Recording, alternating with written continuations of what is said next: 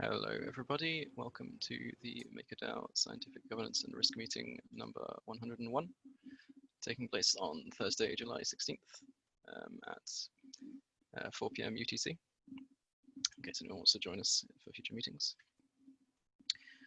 All right, I'm LongForWisdom, one of the governance facilitators for MakerDAO. I'm joined by a whole host of people, various levels of affiliation. All right, so I'm going to go through the agenda again quickly before we start. Fairly full agenda again this week. So we're going to have me doing governance at a glance, as usual.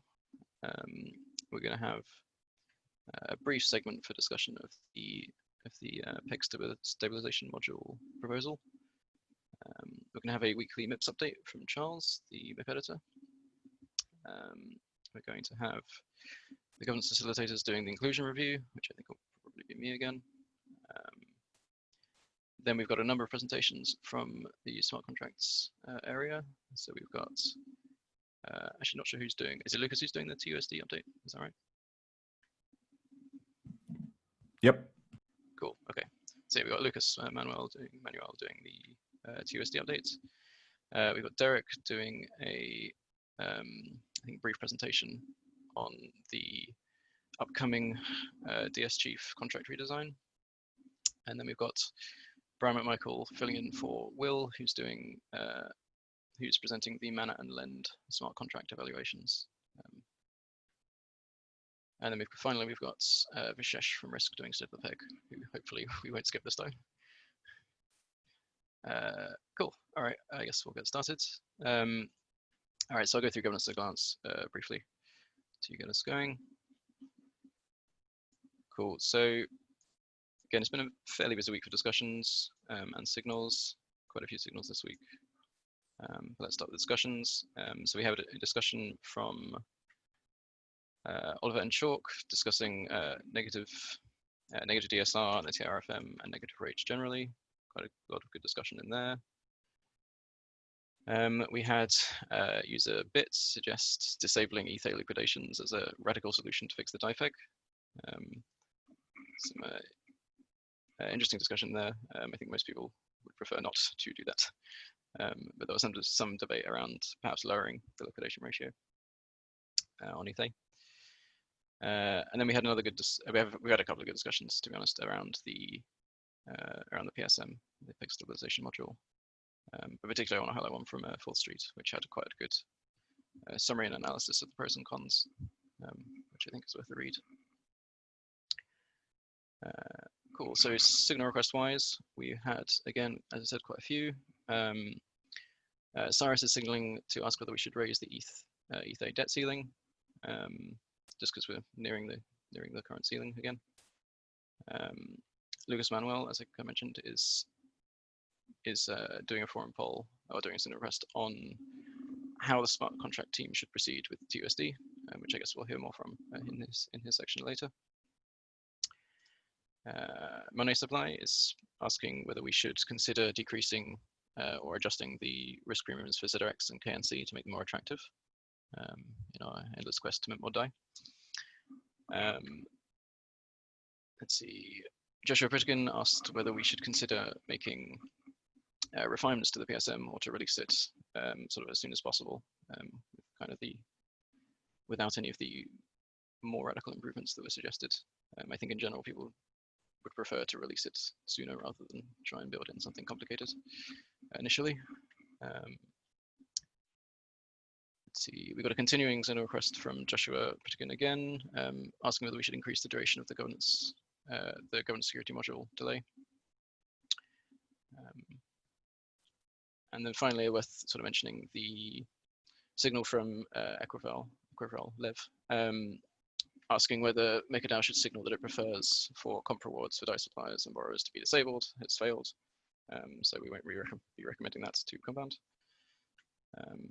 I think that ends the signal requests for this week. So that's quite a lot, but if you have time to read over and vote, that would be much appreciated. All right, I think we'll go to the MIPS stuff now, Charles, if you're ready, and then we'll dive into the smart contracts things. Yeah, perfect. Could I share my screen? Yes, let me give you the thing.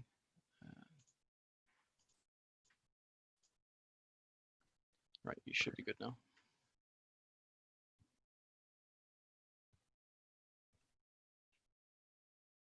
Okay.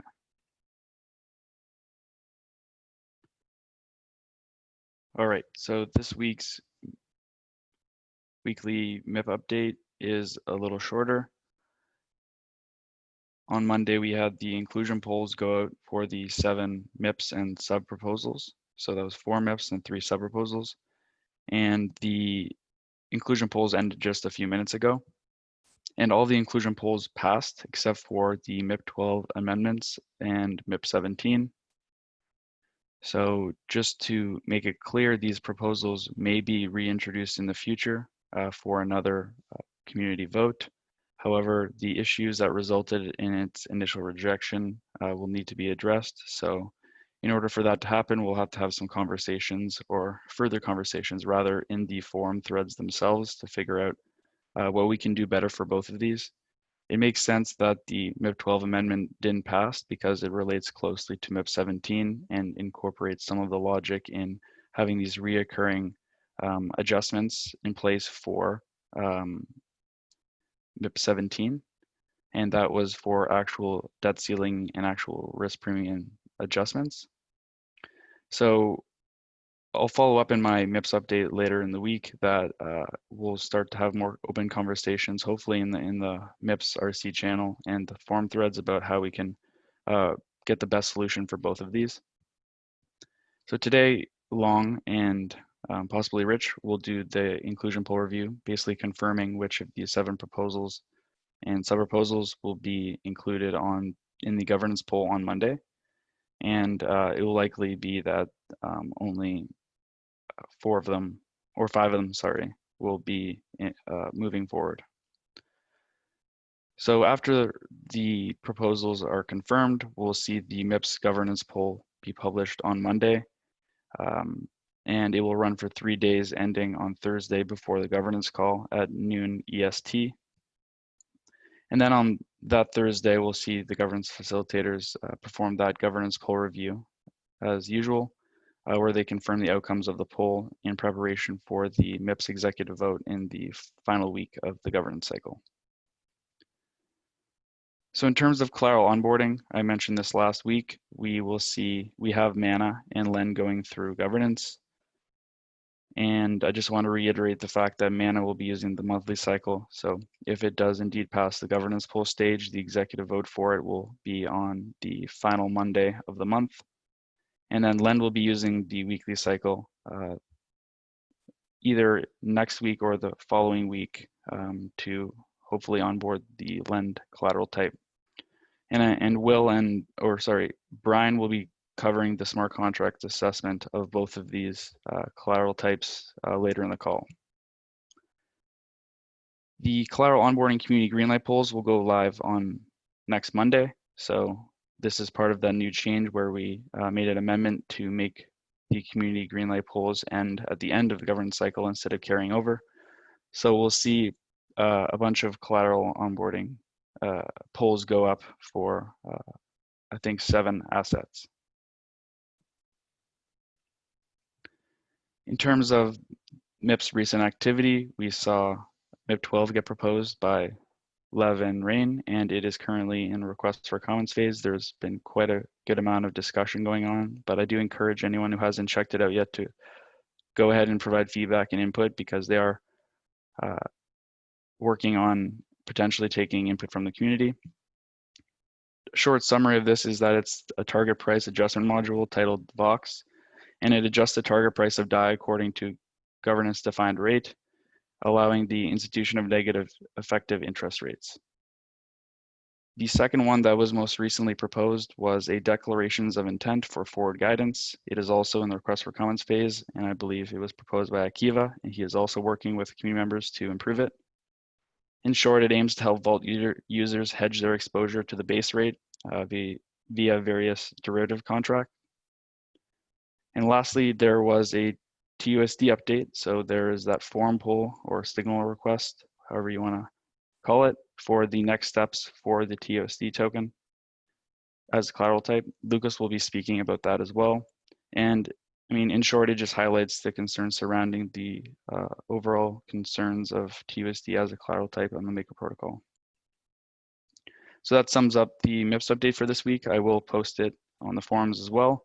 And now I think we can move on to Long4Wisdom, providing that inclusion poll review. Yep. Okay. It should be pretty short. Yeah. So as Charles said, there were 7 MIPs that went through the inclusion polls last week. Proposals, I should say. So MIP 16, the weekly governance cycle, passed, so that will be included in the bundled poll next week. So MIP 17, as Charles mentioned already, failed, so that will not be included in this governance cycle. MIP 18 did pass, which was meta parameter adjustments, and MIP 19, which was the liquidations system fixes, that's passed, so that will be included as well.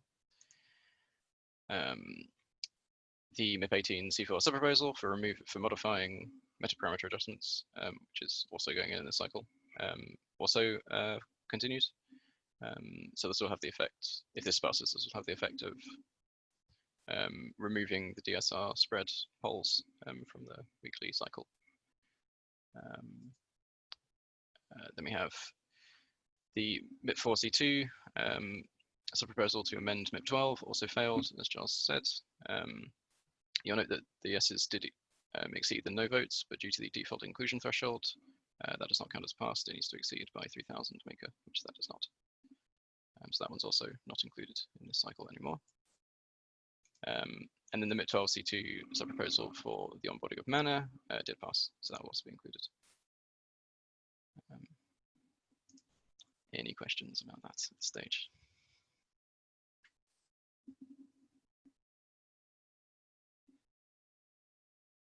Cool, that's good. All right, so let's see, what have we got next? I think now might be a good time to briefly talk about the PSM stuff before we move on into the smart contracts presentations. So as part of the governance timeline and plan for the PSM, I mentioned there would be chances to discuss this in the next few meetings. I don't think we can really afford to spend the entire meeting discussing it like we did last week, but we can probably give it like 10-15 minutes. So I'll kind of start that off to sort of say the PSM timeline, which I shared in the forum. I'll just repeat that here. Basically, there will be a poll on Monday, which says whether we want to implement the PSM in some form. That will be an on-chain governance poll. The week after, there will be one or more governance polls which determine the parameters for the PSM implementation. And then on either the 31st or possibly the week after, on the 7th, we'll have the executive votes, which will actually enable the PSM, depending on the smart contracts workload and things. So with that said, and considering that's the week after next, we will be voting on the parameters, it might be a good place or a good idea for governance to start considering what parameters we should set, or what parameters the governance would like to set. Is there an overview of what the various parameters are that need to be considered for the PSM? Like, or is there going to be one that is going to be put out? Yeah, there is one. So I added it to the PSM timeline post, which I now can't find. From memory though, the parameters that we need to consider are, so for each PSM, there is a debt ceiling, there is a fee to trade into DAI and out of DAI separately, so they can be defined differently. So the upper and lower bounds. So there's the debt ceiling, there's the fee in, the fee out, and then we need to decide like which ERC20 token is traded for DAI. And then we have the option of implementing multiple copies of that with various parameters, right? So for each thing, it's like those 4 parameters: debt ceiling, fee in, fee out, and the token. And then we can have a number of those, which should probably not exceed like 5 or something, because it's quite a lot. Does that answer your question, Cyrus? Yep. Cool.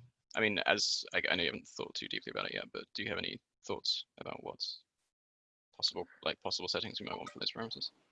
No, I mean, we're going to start going through it and kind of reviewing the spec and seeing what needs to be done, and hopefully we'll put out something over the next few days.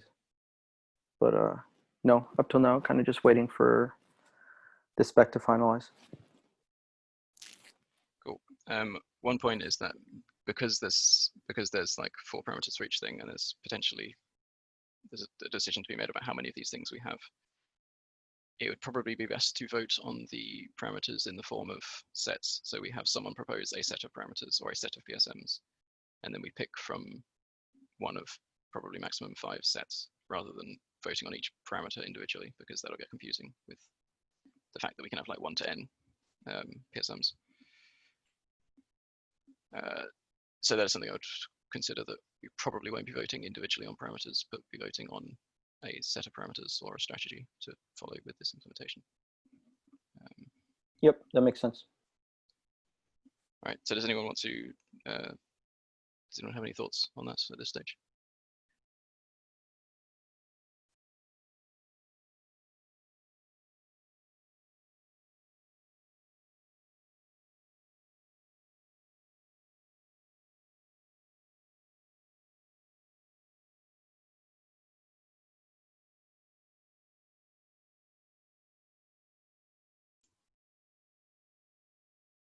Okay, we can come back to this at the end if anyone wants to give it some thought over the course of the meeting.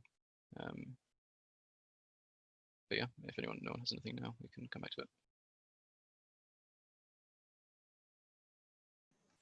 Yeah, I'll just say, take my silence as complete agreement with the process that you guys are following. So it's always nice to hear. Cool.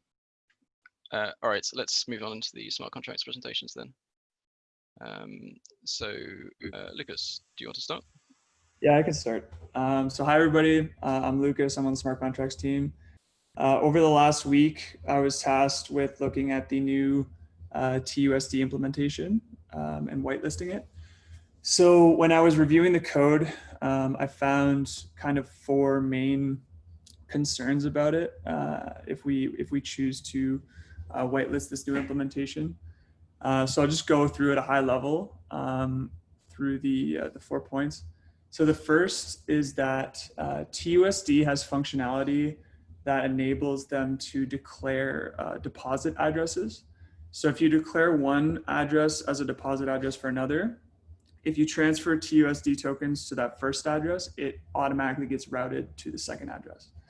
So the issue with that is if our join adapter for TUSD is declared as a deposit address, someone would be able to call join, and the transfer from in that join would forward the funds out of the join adapter, but our internal accounting system in the VAT would be convinced that there were TUSD tokens in the VAT. So it would compromise the internal accounting system of the VAT. People would be able to basically mint unbacked DAI because there's no actual TUSD in the system. So that's a big concern. Another one is that the TUSD private keys, if they were to be hacked, the implementation could be changed to a malicious ERC20 implementation. A hacker could mint, infinite TUSD and then actually change the ERC20 back to the whitelisted implementation, through which they could use this unbacked TUSD to enter a vault and mint through proxy like unbacked DAI. So that's also a really big concern for us. In addition, every time that the TUSD team upgrades their smart contracts, we as the smart contracts team have to review the new code and then whitelist that implementation before anyone is able to actually exit their vault positions. So in between the time that a smart contract is upgraded and we have reviewed it, everyone who has TUSD funds in the Maker protocol is effectively, their funds are like frozen. And due to the fact that this TUSD token is roughly 10 times the size of an average ERC20 token implementation, it takes a very long time to review. So if there were multiple upgrades per year, it could lead to a really big time suck on the smart contracts team, because TUSD currently is the only collateral type in the Maker protocol that we would have to continuously review in order to keep it as an existing collateral type. None of the other collateral types require this because they're not like upgradable. So what we're concerned about is that this token could lead to diminishing returns because time would be taken away from the smart contracts team to review and onboard new collateral types, adding to the collateral portfolio to maintain this existing collateral type. And what we said in the forum post was that, this would definitely be worth it if it were a more valuable collateral type such as WBTC, something that provides revenue for the protocol and has a high amount of utilization. But TUSD has a low stability fee and a low debt ceiling. So the amount of benefit for the amount of work that we're doing just seems to be leading to diminishing returns. So yeah, with that, I encourage everyone to vote on the forum poll. I posted it yesterday. It's going to be up for 7 days. So next Wednesday, we'll finish up the forum poll, and then we'll move forward from there to an on-chain rank choice poll. All right, thanks, Lucas. Have we had any contact with the TUSD team, I guess, about the upgrades? Have they given any idea as to how frequent they'll be, or anything like that? They said that they're for sure going to upgrade again by the end of the year. But outside of that, we don't know. Yeah, I'll add that their team was super cooperative and very helpful with us as well. So their engineering team seems to be great. I had a question about the upgradability, implementation upgradability point. If I understand correctly, for USDC right now, we are using the GemJoin 5 adapter, which doesn't have this implementation pinning feature that GemJoin 6 does. Even though USDC, just like TrueUSD, uses the same implementation proxy pattern. So I assume that this is because USDC was added on an accelerated timeline. But it's worth noting that in principle, the same concerns apply, and also in principle, we may want to be using the GemJoin 6 pattern for USDC as well. Yeah, Absolutely. You're correct on both counts. Yes, it was added quickly, so that's why we didn't have the join adapter with the implementations there, and we are looking at it for the PSM. But even then, for example, USDC, the implementation, it is a small, self-contained, standard ERC20, and TrueUSD, on the other hand, every time that it's been upgraded, and it's been upgraded at least, I think, 3 or 4 times this year alone, it keeps adding new code to review, right? Whereas, at least for now, and from what we've heard from the USDC team, they don't plan to do any upgrades. And they've also mentioned that if at all possible, they would let us know beforehand. But I agree that it should also have the chain join 6 or something similar. Is there any easy Cool, way to? thanks. Sorry, go ahead. Is there any easy way to move from the current adapter to a new adapter, or is that somewhat complicated? It is more complicated. So if the PSM ends up being something that, you know, obsoletes the USDC as a, you know, USDCA, for example, then we could see it organically go from one to the other. Otherwise, we'll probably need some kind of plan. But I think we can discuss this on a later call. Yeah, cool. Just wanted to get some idea.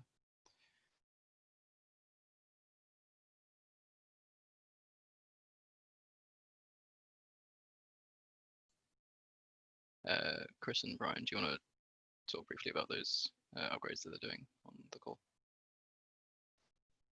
Just like which? Hey, like, yeah, I can jump in. So we did look over the contract. Currently, it's got the ERC 20 implementation in there, and then they've also got some things like there's obviously a blacklist. There's some reward programs. They've implemented their own gas refund component to the token, and then there's the forwarding that was mentioned as well. And those are just the ones that come to mind. Some of this stuff could have probably been done in a more modular way, but they've put it all into the token, and it means we have to review it all when we go through it. Cool. No, thanks. I just wanted to ask, like, not that this matters so much for us, but has someone given them the feedback that because of this horribly over-engineered upgradable implementation, potentially we're going to end up having to drop this thing because it's not worth the effort reviewing it all the time? Because it just seems like this wasn't really the greatest decision on their part. I mean, I raised some of these concerns in the forum thread, so I'm hoping they get a chance to kind of read that. But I mean, the nice thing is their token's upgradable, so they could upgrade and fork all that stuff out, maybe make the design more modular, and we could reconsider. I mean, really, it's up to governance at this point. Yeah, but you know, whatever you guys want to do. that discussion has been floating around in quite a few places. Certainly seems like something for governance to consider at this point. Yep. So just to summarize the 3 options on that forum poll,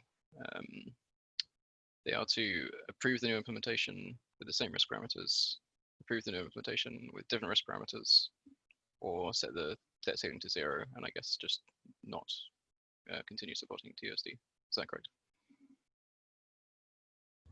Yeah, we chose to propose the idea of setting the debt ceiling to 0 because, like Chris was saying, if they do upgrade their smart contract in the future to be more simplified and easier to review, then we would be happy to onboard them back in the future. But what this would allow us to do is allow the people that have their funds in the vault right now to be able to exit while not allowing any new vaults to be opened with TUSD for the time being. Great. Yeah, that's one thing that we didn't bring up, is that we got really lucky this time that users didn't have a bunch of stuff locked in the protocol. I think one of our engineers had stuff locked in the protocol, and there would have been a lot of complaining and user pressure to quickly approve the new implementation otherwise, which would have added a whole social component to this. So, and also this is a collateral that doesn't have liquidations activated, right? So you can imagine the kind of worms if this would be another collateral that did have liquidations, and then for some reason they upgrade the token and nobody can join in anymore, and you know the price is dropping, things like that. So this kind of things, I think they help for future collateral, but may end up in this situation as well. Yeah, it seems like we need to keep track of what's upgradable and what isn't, just to kind of limit damage in those cases.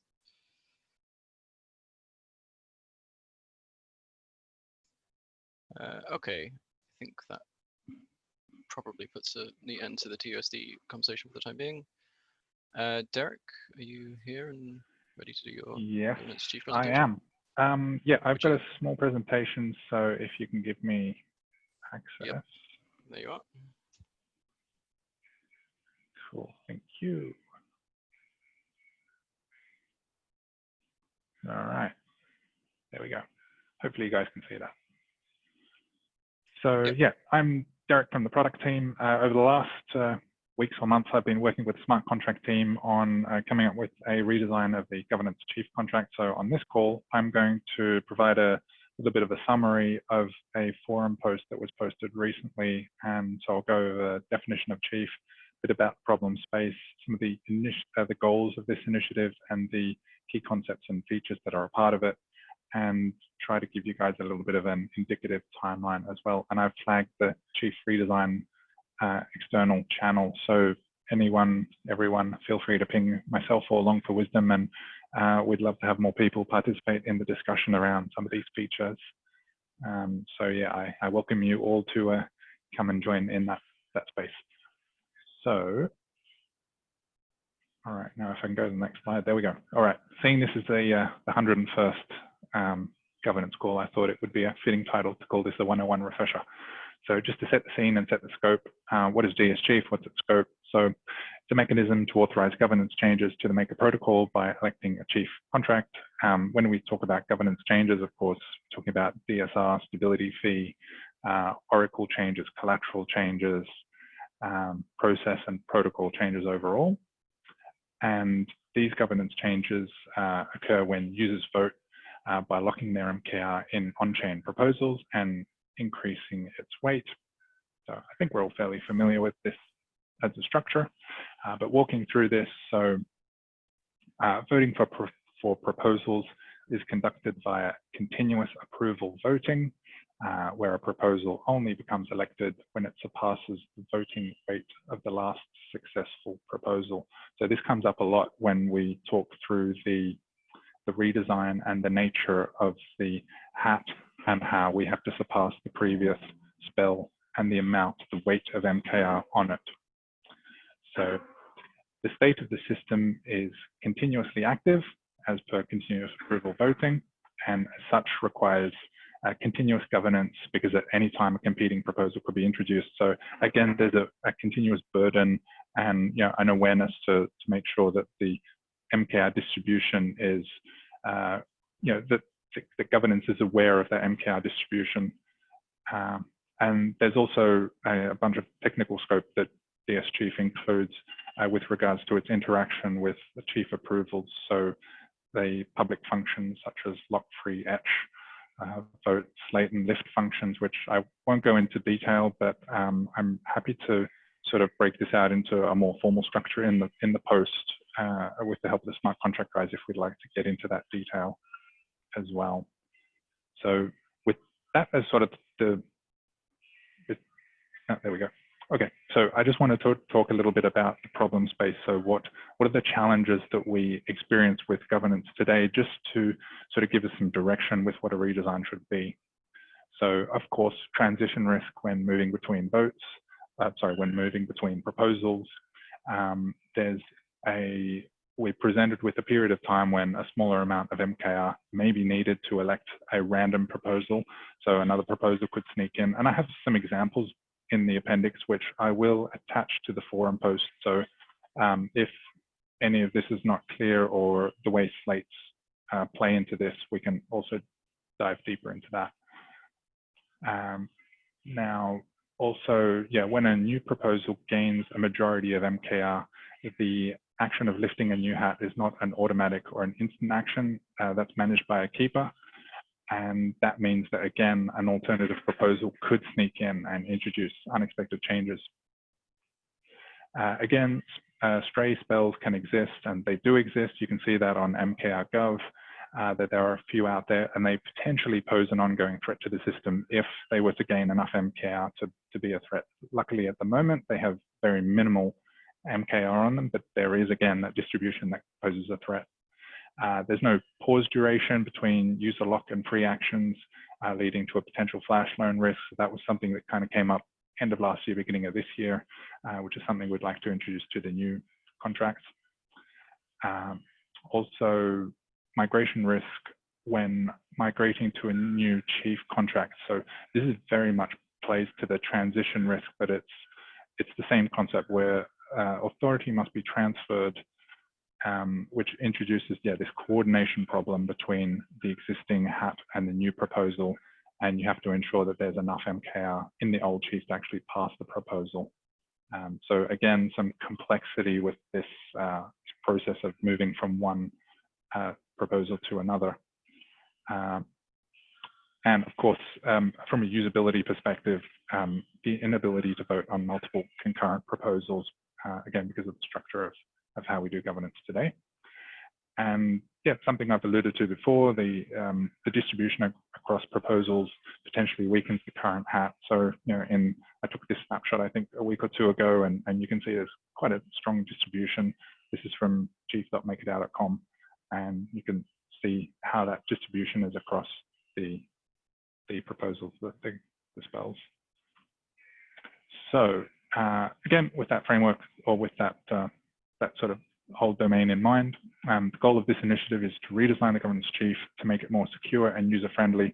So really the two key drivers are security and usability. I think summing up what we've already said, there's security. So there's the transition, migration risk, flash loan risk, distribution, expiry risk, formal verification. So we have an opportunity now to really dive into formal verification and see what loops we can optimize. And then usability, so concurrent proposals, delegation, incentivization, we haven't spoken about, but those will be coming up next. And there's an opportunity for us to use the wrapper to make this a lot more efficient and work with the token. And then as part of that, also explore reducing gas costs. So when I think of these groups, I'm kind of grouping them into essential feature functionality and then desirable considerations, things that we have to take into account. There may be trade-offs depending on how the system is designed. And so these all sort of work into the design of the new contract. And anyone, apologies, I didn't say it at the beginning, but feel free to jump in if you do have questions. I don't have the chat open. So what I was going to do now was walk through some of the key concepts, starting with the threshold and the minimum quorum that must be exceeded for a proposal to pass. So diving into that, so what is the threshold? It's basically a governance-defined benchmark for passing spells. So the initial exploration, let's just throw out a number. Let's say 50% of MKR locked in chief needs to be exceeded as the threshold. And then we also have a minimum quorum, which is a governance-defined defensive lower boundary that has the function of preventing spells from passing with a smaller amount of MKR. So if we take that and say, okay, the three components here are the threshold, the upper and lower boundary of that threshold, and these are still being worked through and considered. Do we actually even need the upper or lower boundary? It's there as a mechanism to prevent governance from saying, let's set the threshold at 90%, in which case, oh, that's bad because we're just not going to get that participation. So we have to be careful between the security of the system, but also making sure the spells can pass, and then the quorum. So looking at what that would look like, you've got the threshold, you've got the upper and lower bounds, and then you've got the quorum. And taking this from a theoretical perspective, you've got to look at, okay, what's the amount of MKR voting for proposals over time look like? And in this case, if we throw some numbers at it and you see, well, that threshold at 50%, 140K would be the threshold. That's actually kind of high. We're not going to fit that, because if we take this model and put it on the threshold on the actual executive proposals this year, we see that we're actually split between about 50,000 and 100,000 MKR. I think looks like beginning of June was our highest yet, just over 100,000 MKR participating. So basically the point here is that, yeah, we need to take that theory, analyze it, plot it against the actual MKR participation and make sure that we have something which introduces security without locking the system. So that's the key sort of concept that I've pulled out. And then we do have other ones. So the multiple concurrent proposals, that was the biggest one, I think, from a usability perspective that came up on the forums. So as the name says, participation in multiple proposals at any point in time eliminates the need for batching proposals, something we've struggled with, and also removes the need to shift MKR weights from one proposal to another, because you do have the ability to vote on multiple proposals within an interface at any point in time. The chief wrapper, so this is this allows us to simplify, lock, and free actions when interacting with multiple proposals. And this is really important because by virtue of having multiple spells that you can be voting on at any point in time, you may be adding MKR to your weight. You may be removing it, and to do so, having this chief wrapper will let you do so in one action, simplifying the interaction with the contract. And I think I have one of the later points. This is where we really need to focus on around gas optimization, making sure that these actions are efficient.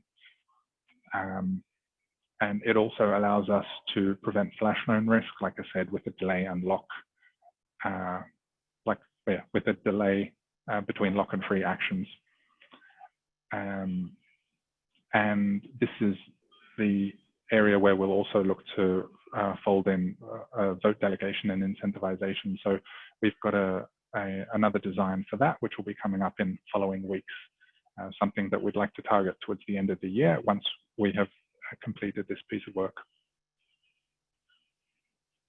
MK and chief expiry. So yeah, have either a timeout or a decay to remove stale MKR that's locked in chief, so that those threshold values remain functional, because the threshold is really reacting to the amount of MKR locked in chief. So we have to make sure that that is up to date, not stale, and accurately reflects participation and the amount locked in chief.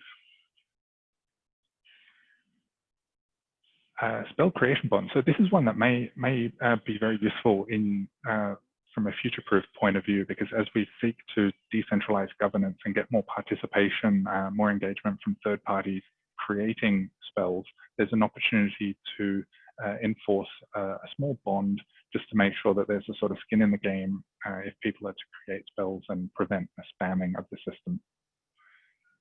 And these values would be up to governance to decide on. So my plan will be for the formal MIP to have a list of all the values that we need to decide on, probably in a tabular format, and then we can just work through them and make sure that it aligns with everyone's view.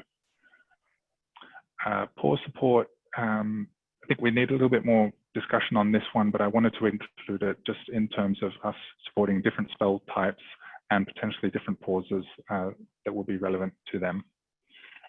Spell expiry. So again, a security measure against all spells from passing and preventing them from passing multiple times. And finally, gas cost reduction. So definitely with a new contract, we have an opportunity to explore ways of reducing gas costs. So I think this is my final slide, talking about the indicative Q3 next steps. So I've broken it down to a quarter, July, August, September. First phase, sort of where we are now in terms of analysis and feedback. Going back to the beginning of the presentation, we've really got to analyze those MKR, that MKR participation as it exists today, to define what the threshold and if we need the boundaries and what they should be. Then I'll work with Charles and the smart contracts team to roll that into a formal MIP. It'll go to a governance vote. We'll begin both smart contract work and front-end development work, which I'd like to have tested quite a bit with the governance community just to see what is optimal, because that'll be our main way of participating through the system from a UI. Then testing, formal verification, so user guides and third-party audits, and the launch and migration So marketing a coordinated migration plan. I haven't elaborated on that here. However, it's that's quite an important piece, because if you remember, the migration risk that we mentioned at the beginning is exactly at this point in time where we have to make sure that our migration from one chief to the other is coordinated, understood by the community, and that everyone's on board with it. So, and then yeah, launch and migrate. So that is it from me.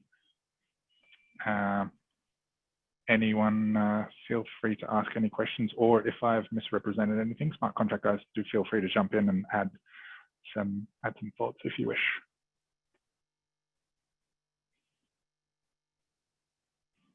I mean, I would say thanks. That's really interesting. Looking forward to being able to get rid of bundling unrelated changes together in the voting cycle. One thing I'll also mention is, with this new chief, this would give us a chance to modify how the monthly governance cycle works to make it hopefully more efficient. So that's another possible benefit of this, of having this system.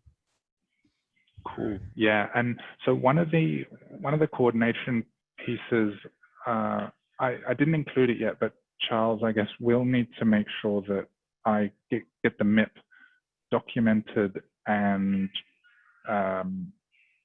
shared with you at the right point of time, so it goes into the cycle at the optimum time. So I guess we'll come to that when we have the formal MIP, but yeah, something for us to think about in terms of planning this against all the other work we have.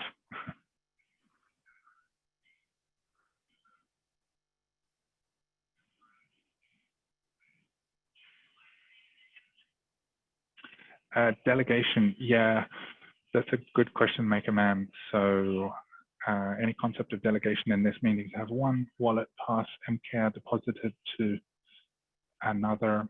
No worries.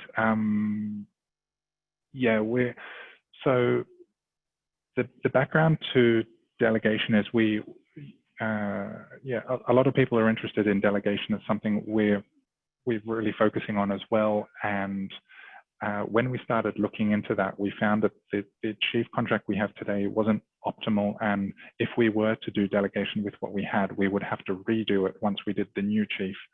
So how much of delegation we'll be able to roll into this, I'm not sure, but I'm thinking our approach will be to optimize the chief wrapper to enable us to do delegation, but that will be a separate, not core set of contracts.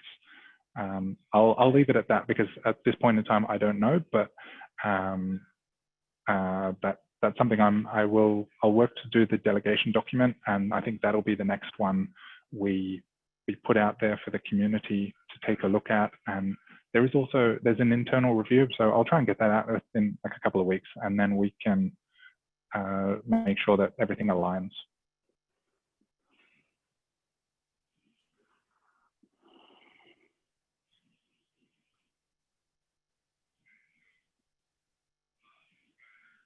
Anyone got any other questions before we move on?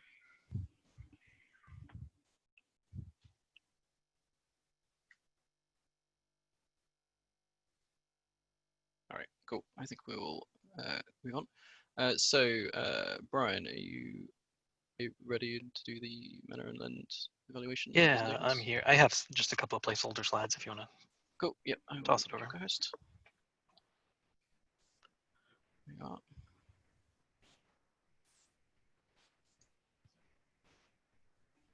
All right. So this is the smart contracts, just technical presentation on Mana and Lend, and I do have pretty good news. This will be quick. Mana is it's an ERC20. It follows standard ERC20 patterns. This one is not upgradable. Unlike USDC and TUSD. So we would be able to go ahead and use the gem join adapter with this, which is our standard adapter we use for BAT and for conformant ERCs. There is a mint function which is mintable by a crowd sale contract. However, the crowd sale contract has been self-destructed. So the total supply for mana is currently the max supply. There was an audit done by OpenZeppelin, and the team has given this one basically a low risk assessment for addition. The other token that we looked over is Lend. Good news is this is also a very low risk basic ERC20 token, non-upgradable, and this also can use the GemJoin adapter. The only non-standard feature we found in this one is that the decimals returns a uint 256 instead of a uint 8, which doesn't really affect our adapters. And then this does have mint functions as well. However, there's a state machine built into the contract such that the coin is only mintable in the pre-sale or ICO state, and we can't go back from there. So there was also an audit done by Victor Mesrin, and that was approved for mainnet. If there's any questions about either of those, I did put the proposed risk parameters on there. I don't know if that's actually what's going out, but as far as I know, it is. But if you have any questions, let me know, or check the forums. And that's it. Great, thanks. That was awesome. I think yeah, we're a little short on time if we want to have QA, so I think we'll just move on unless there's any urgent questions anyone has.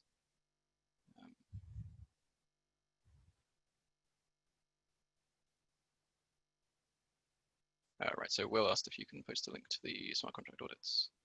That might already be in the post, I'm not sure. Yeah, do I need to pass this back to you? No, it's fine, I can Okay. move it now.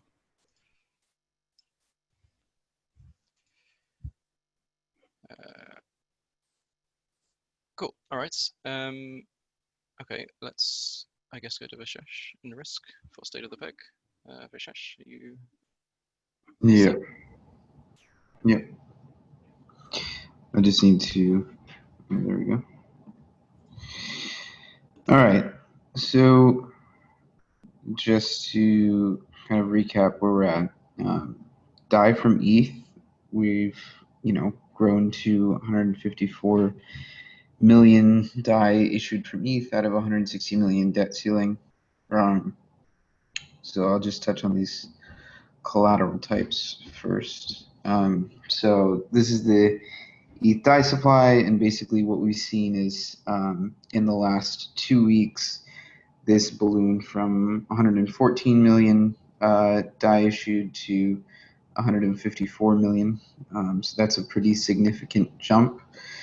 And we should probably unpack that in a minute. But just to touch on some of the other collateral types briefly. So USDCA, what we saw essentially was since July 1st, roughly a 19 million DAI jump in the amount that was issued. That was, primarily 1 to 2 large users, and then we saw this grow a bit from then. That's something to touch on as well. The WBTC DAI supply. So after the initial sort of steady state utilization around 10 million, that had increased pretty quickly to 20 million after that was the cap was increased. And then for BAT, what we essentially saw was a pretty significant dip in the amount of DAI that was issued from BAT after March 12th events, and then that basically stayed pretty low. Took a bit of a dip as well right around that July 1st timeline. So as we all know, what happened basically a few weeks ago was the kickoff of some of this compound farming activity, and so that's definitely impacted the DAI ecosystem in a pretty significant way. So let me just circle back to ETH here. So what we essentially seen basically is a significant amount of DAI being supplied in Compound. Obviously, there's a significant borrow, but given the nature of the rewrapping, the biggest net impact here is the additional sort of 85 to 90 million DAI that's sitting as supply in there. And we also see for other assets like USDC and ETH, there's a even larger buffer in the amount that's supplied versus the amount borrowed, because given the nature of the profitability of the different types of farming behavior, and given the sort of various projected stabilities and yields on these different assets, those are in large part being used as collateral effectively for some of the other borrowing behaviors on Compound. So you can sort of see that margin of the amount of DAI being borrowed versus supplied on a percentage basis is much smaller than some of these other assets. So before we sort of lose that thread, just to look at in the last week or so, basically about 300 million in nominal borrow of DAI from Compound, although that doesn't necessarily reflect the amount of net borrow increase, and that's a distinction that we can touch on. But basically, the method of accounting for borrow and supply on Compound leads to kind of this somewhat virtual borrow interest that is effectively like just achieving a more aggressive collateralization ratio. And for the amount of loans outstanding, obviously, we saw that's a large looking number at around 800 million. But given the fact that you've got 154 million DAI from ETH and another 40 or so million from a couple of other collateral assets, we're looking at a total of about 190 some million DAI issued there, and about 88 million of that DAI in the DSR. So net, you're looking at about 100 million DAI floating out there, and you've got an excess supply in Compound of 93 million DAI. So that is, 85 million DAI. So that is a pretty significant chunk of the DAI supply floating out there that is currently sitting on Compound as supplied assets. So that's just something to, again, be aware of, as movements in this pool of DAI could have significant impacts on Maker and risk parameters on Maker. Just to kind of look at under the hood some of those loans. So for Maker, what we've seen basically is pretty much an increase in the amount of debt that's living at these lower collateralization ratios. So effectively the risk profile of at least the DAI minted from ETH on Maker has increased. And that's, again, just more risks to be aware of in terms of how you want to go about managing and handling that risk. That's, a complex, in-depth conversation. But just in terms of the numbers, you can see even, at an ETH price of around 170 million, you'd be looking at, say, 30 million DAI liquidated. And then, at $150, you'd be looking at a total projected DAI liquidated of about 70 million. So those are pretty significant amounts for not completely unrealistic drops in ETH price. Just to kind of circle this back to what it means for the pegs. So if we're looking, the ETH price has already fallen a bit down to 235-ish. So what we've basically seen if we were to even expand this timeline out. But what we've basically seen in the last week or so is the ETH price has kind of consistently fallen a bit, and the DAI price has stayed consistently at what a lot of people are calling an elevated level at around $1.02. Let me just clean this up so it's a little bit easier to look at. But in the grand scheme of things, I mean, this is a legitimately elevated DAI price. Before, when we were looking earlier in June, basically DAI was fluctuating, between $1, $1.01, and then after that same sort of July 1st timeline, you saw the DAI price sort of start to rise and sit at around $1.02. This had come down a little bit just in the last, I would say, couple of days, 24 to 48 hours. So, it's in the past has been primarily driven by ETH price movements. It's not 100% clear that at this point in time that it's ETH price that's driving what's going on with the DAI peg.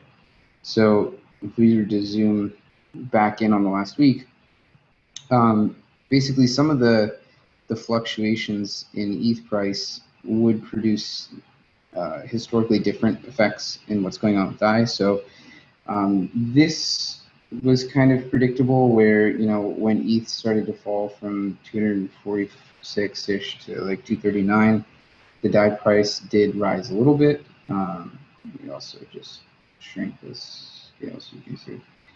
The DAI price did rise a little bit, but then sort of as the ETH price was coming down since July 13th or so, last 3 days, you didn't see sort of a commensurate rise in the DAI price. It actually fell a little bit. So that was something a bit contrary to what we usually see. And so it's important to kind of think about all this external ecosystem around DAI and how it's impacting supply and demand. With just the significant amount of increase in supply, particularly from ETH DAI in the last 2 weeks, it makes sense to consider that there's been a portion of that, yes, that's been supplied on Compound, but also a decent amount that probably made its way just onto the market in terms of selling pressure, just as a function of the mass amount of minting. And all that minting is currently at a very low cost. So, there's very few barriers at the moment for people who are effectively looking to lever up, mint DAI, sell it, or even use the USDC vaults, though that's kind of capped out in terms of debt ceiling, for getting kind of free hedge positions. So that's just something to consider, where when you look at a vault like USDC, where liquidations are not enabled at the moment, it's a pretty low risk option for minting and engaging in multiple different kinds of yield seeking behavior. The comp farming stuff is one example, but there are plenty of others. And in terms of just straight up minting DAI, I mean, that's probably the best yield opportunity at the moment. And so it sort of goes without saying that that's a significant chunk of the behavior that these new mintings have been engaging in. So I'll sort of pause there because there's a lot. And there's a lot of different threads that can be double clicked on and just see, if there's specific questions. Yeah, there's been a fair bit of side chat. If anybody wants to share any of the things they're discussing, feel free. Yeah, so this is just something to circle back. So the USDCA debt ceiling was raised. So there's the potential for more of that minting behavior. So when we were looking back, say, July 1st, there was sort of an immediate utilization of the amount of debt ceiling that was available. But that has not jumped up again to sort of cap out immediately the increased leash. So there's something to consider there in terms of, does that have the potential to see the same sort of jump in utilization? And, you know, I think what we've seen is there are a few, sorry, I realized I wasn't sharing screen anymore. There are a few large users that sort of drove a huge chunk of that utilization. And so, you know, whether you expect to see, you know, if another large user comes in and caps out that that debt ceiling as well, like how you want to handle it.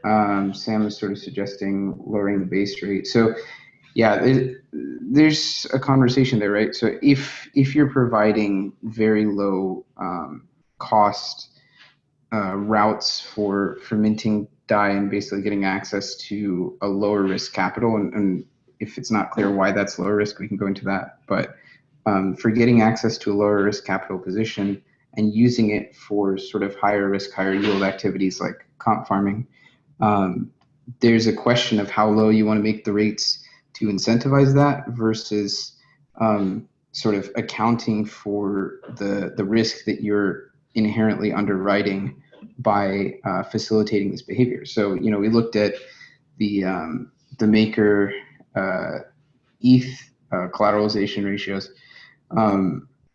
Most people, I think, have kind of nestled on, at least most of the conversations that I've seen, have kind of nestled on the USDC collateral positions being like a lower risk pool. But, you know, it's always something to keep aware of, that as that pool grows and grows, like it is a different type of risk. It's not necessarily a market risk that's been taken on. But given that liquidations are not currently enabled, it doesn't seem that too many people are too concerned at the moment with that USDC collateral pool. Yeah, there's a lot of questions in chat there. Some coordinating. Yeah, so right now it appears, so Makerman's point, it appears there's like independent threads going on in terms of how the fees are being managed versus when the debt ceilings are moved. And so Makerman is sort of suggesting a more comprehensive conversation around that. I'm not sure what exactly you would do differently, but right now it's sort of been not necessarily a risk-driven conversation on what these stability fees are. It's more about like at what levels you're incentivizing what kinds of behaviors. And then the debt ceilings appear to primarily get moved when you need more slack, which, you know, again, is not necessarily the wrong way to manage that. It's just, it's stylistic. So I don't know if you would necessarily change the narrative on how you're choosing to set those debt ceilings, but right now it primarily just seems to be, you know, when you want to incentivize more utilization, you provide more slack, and then if that slack is not being used, you lower the stability fees. So that appears to be the suggestion right now that's being floated in the chat here by multiple people about the USDC stability fees. So maybe that's a conversation to be had for the community.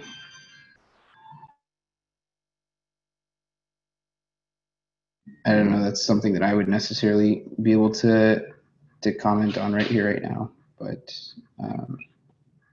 yeah. Yeah, I found a spot where I could not have noise. So I don't know, I haven't really posted a big one on this, but I think, you know, Simoni was pointing out what you were saying, which is we are kind of taking on risk, you know, if you just kind of look at, and I don't have a good vault analysis tool to look at why we have these big numbers of liquidations at high, you know, pretty much at higher risk points. I think it's bigger players that are just taking on the farming risk and using their ETH to do it, basically. And so, you know, and then the question becomes, it's a double-edged sword, right? You'd like to raise fees to kind of capture part of this farming to kind of mitigate the risk. You do that and the peg goes up, right? Or it might go up, but it's going to put more strain on it. that literally half the available die is stuck in the DSR via compound. And so, you know, will 50 million die even touch this? And then do you want to do it and take on the risk behavior that it's going to elicit? I honestly don't know. I don't know that anyone knows. But it's kind of the real question here, you know, that if you really want to, if PEG is number one, and literally I said in chat, it's like I'm hearing 3 out of 4 people saying, including Rune, PEG, big deal. And everything else after that, decentralization, risk, to hell with it. Like, we got to get the PEG under control. It's most important for the community. I don't have a good feeling on that, but it has implications for stretching other things. And the tools to manage it, you know, if we're going to only grow DAI by growing assets, then you got to think about how you're going to do that. And right now we have 3 key players. Unfortunately, we have 2 more on top of ETH. We have USDC and we have WBTC. WBTC wants more. Like, and you know, I talked about this in the forums. Like, we could maybe even raise the rate while we raise the DC and just see if they take it again. And then USDCA, if you want to help that, you got to come down on rate. But again, I'm just back to, like, do we want to do a coordinated, try and get another 50 million, which is like 25% now, out there to touch this, and then just have in the back of your head, it's going to elicit risk behavior, and when the compound thing switches, it's going to switch hard and fast, and the big money is going to move out of this, and we're going to have to sop it up. But fortunately, we think we have a lot of good tools to do that. So it's kind of my take. I just don't know how we do the coordinated thing and what that has. You know, I want to hear other people, you know, you and Cyrus and other people, Seamoon, Rune, whatever, on all the implications on kind of what we do where. And then we're back to adding other tools. So that's kind of my take. So again, I try to keep my discussions focused on the sort of facts and numbers of what's going on. And one thing to keep in mind is, so increasing supply of DAI will, so PEG, you know, appears to be consensus primary priority. Increasing supply only impacts the PEG in so much as users are willing to mint that DAI and then, you know, sell it on the open market. And so that's an important part of the conversation, is for the different types of supply that are created, because now the supply has kind of been fragmented into multiple different use cases. You have to consider what is the end use case and what is the path to sort of removal from circulation for every, you know, marginal DAI that's created. Is it being created just to then be locked up in compound? Is it being created to then be sold to purchase something else? Like, considering the life cycle of that DAI is a really important part of the conversation. I think that, you know, maybe is a little bit missing, but it's important to keep in mind that if the goal is to, say, bring down the PEG, then you have to look at and target use cases of DAI that will put more liquidity out in the open market and help to drive that price down.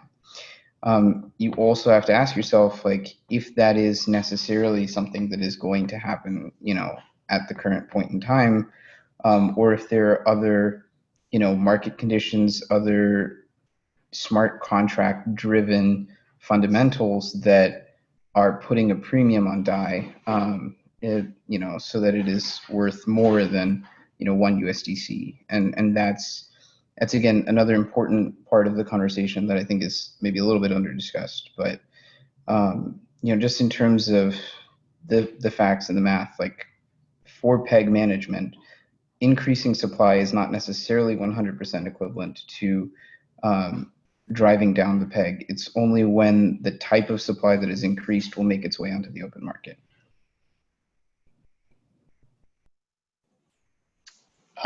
If you guys would permit me just to sort of suggest a solution. Yeah, I mean, the PEG is, let's just imagine the PEG was on, actually. Let's imagine we were at 1. I think we would all be concerned with the amount of risk that's building up. I mean, you know, just a few months ago, we were looking at, you know, that histogram of where liquidation ratios was in the 500-600% range. We had a lot of people that were risk off because of Black Thursday, the overall macroeconomic sentiment. So comp has incentivized FA collateral holders to go risk on, and they're pushing more towards that lower bound where liquidations are extremely risky. And thank you for calling that out, Vishesh. That was important. So if we were at PEG right now, I think we would probably want to suggest creating multiple F collateral types where, let's say the effective 0% stability fee would be reserved for something that had maybe a liquidation ratio of 300% or something, something that that's going to push people to, to have a higher collateralization ratio. Maybe we need multiple tiers at this point for F, and then naturally people that want the lower rate that have these sort of higher liquidation ratios are going to move into those other tiers, and we start to get a real good idea of who's super risk on and how much we would have to liquidate for those people, that sort of thing. So yeah, I don't know. That may not be ideal, but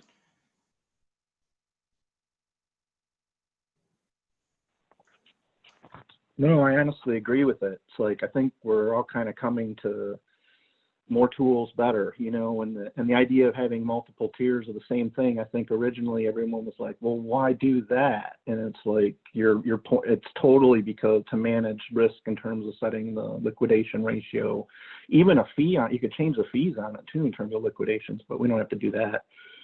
And then the DCs to manage it, to just see where the money spreads out in the spectrum. I mean, you're always going to have your best one at the bottom taken, so to speak, for the longer haul, but the higher risk stuff, to be able to see where that's kind of landing, collect some fees, deal with the risk by having liquidation ratios managed. I think it's all a plus. We should do a MIP on it, actually have it as part of the protocol to have not just one, but a couple tiers on each of them. And we'll pick the ones that are really working right now, like F and maybe WBTC and USDCA. So yeah, I like it. I want to make one quick point about the USDCA and the base rate. So as Vishesh sort of said, I'm advocating for we should maybe consider lowering the base rate to a negative value to encourage more supply coming from USDCA. It shot up pretty quick when it was at 0%, and now it's sort of like staying flat. This is more DAI that we could bring to fill this comp-driven demand. And I think we need to fill it in whatever way we can. We can't be too concerned about recouping risk premiums at this point because we're in a really hard place right now, and we need to just subsidize it through MKR. I don't think we have a choice. One thing I wanted to say is I want to cycle back to what Vishesh was saying, because I want to really re-echo this, because C. Mooney was too. That we are taking on risk here, so keep it in mind, like how we're managing this. I like the idea of us being able to get fees out of different tiers to deal with taking on this risk premium. If these markets will do it, I would rather do it in that way. The FA as it sits right now, those are kind of a lot of our core people, and we could let that facility DC up and then basically add another one at 1 or 2% for all the new people that want to take their F and cycle in. I mean, we probably missed out on 50 million worth of F that, basically would have paid us 1 to 2% to have access to a facility with, I don't know, lower ratio. I don't like that, but just another one, because we're like, screw it. We're going to keep all our old people that are already locked down in the good facility with the low rate, and then basically build the other one. But anytime anybody leaves that facility, the money's going to jump in there. So there's a real issue of how do you manage that? But it's still the same point, is like, you would like to get some fees out of this, but then you're back to like anything you try to collect, is it going to affect the PEG? I'm kind of on the thing that they're only going to pay so much because they've already eaten up. They're progressively eating up liquidity. If you graph the USDC supply and borrow, that has been progressively going up slowly. And so I'm not sure if it's just new money turning into F on the bigger accounts. I don't have a good feeling for what happened to vaults here or how the DAI moved. And I'm really keen on the point that Vishesh made, is that we can add liquidity to the system, but if it just gets buried somewhere, it isn't going to do anything to the peg. And this is why this whole issue of like, how do we deal with the peg in the face of comp farming, it becomes a real problem, because this, you could throw 50 million at this and the peg doesn't hardly even flinch until the comp thing changes. Throw 500 million DAI at it, maybe it changes. I honestly don't know. And so it's a real quandary. I think the comp issue is really a blessing in disguise, because it's really making us think about the size of our market, which is why everyone wants to grow, and we're debating how to do it, and then using our growth to basically lever against kind of what I want to call bullshit from compound. You know, like, I want 150 million to be something that the DAI peg can just slough off because it's a $3 billion affair. You know what I'm saying? So, let me just, you know, cancel against anyway, using that's words my like point. bullshit to describe other projects. Yeah, I agree with you. I will recant that. But the problem that was created by it, that it isn't bullshit, but it's a real problem, and it can come from anywhere, anytime, and any amount, that we're going to have to deal with this, not just from them, but all other places could just start pulling the same trick and make DAI like the big deal. And so I will recant the bullshit. I'm sorry, Compound. I like you guys a lot because I do use you. So I will pull back. Thank you, Lon, for pulling me down on that. For the sake of brevity, there's two quick things to just highlight there that were really important points. One is, yeah, I mean, you can continue to increase the supply of an asset, but it's not necessarily going to impact the peg unless you have users that are there willing to say, okay, I'm going to mint this asset, I'm going to sell it, I'm going to relinquish it at, say, $1.02, $1.01, and I'm okay with taking on and maintaining the risk and fees associated with the minting of the asset in exchange for taking that short-term profit. And so unless you have that market making behavior, unless you have that arbitrage behavior, you're not doing anything to the peg by increasing supply. That is a really important point that I think is completely overlooked, because people in their minds just sort of think quite simply, more supply, lower price. But you're sort of missing the Rube Goldberg in between that gets you there. That's one point. The other point that is, I think, not to throw the baby out with the bathwater, but everybody is very much so focused on peg, you do tend to overlook system level risk. And system level risk, as I showed earlier, is growing, not just in percentage terms, but also in total dollar terms. And you have to keep in mind how much of that nominal risk can and should MKR be able to underwrite. And that's an important thread to sort of keep underpinning the whole conversation. And again, so LFW said last point, so I'm leaving it at that. Okay, I just want to say something quickly. So although, yes, very, the very comp quickly. farming, yeah, it's very quick.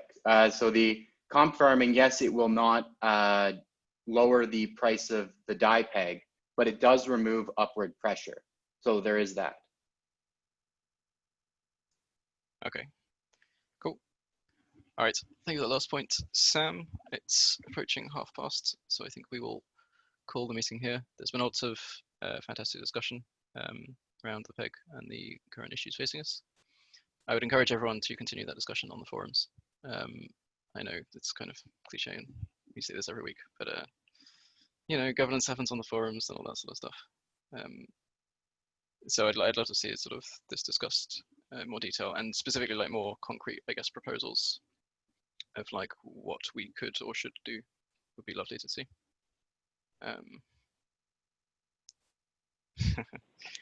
Hey, can I have 1 minute to just at least mention on the compensation poll? So yeah, I think we have a bit of a quandary, and the quandary is we had 95K maker voting to kind of do something about it, and now we have 45 or K maker kind of saying no.